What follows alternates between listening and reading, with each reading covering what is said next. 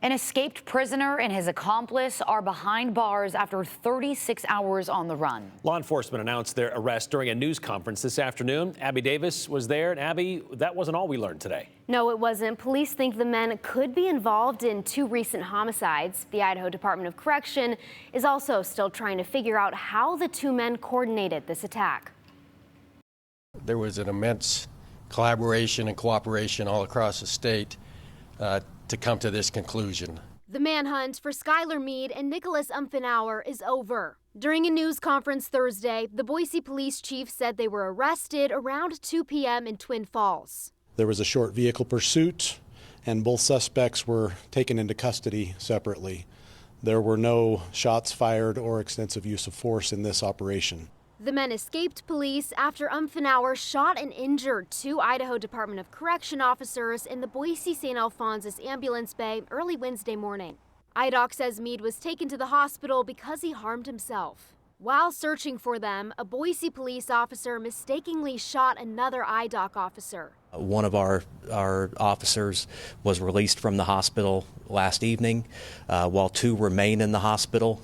They're stable, improving, and I think with today's news, their spirits are lifted. IDOC says Mead and Umfenauer are members of the white supremacist prison gang Aryan Knights. Both have lengthy criminal histories. They were both housed at the Idaho Maximum Security Institution, and there was frequent movement in between, but there were times within that time frame where they shared, they were in the same housing unit. Court documents show Mead was serving 20 years for shooting at a Twin Falls sheriff sergeant during a 2016 high-speed chase. Umfenauer's sentence ended earlier this year. He served time after being convicted in 2019 of grand theft and unlawful possession of a weapon by a convicted felon.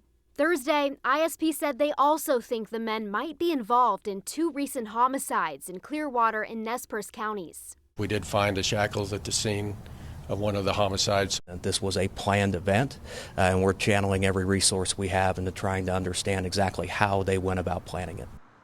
Mead and Umfenauer's arraignments are set for 1:30 tomorrow afternoon in Twin.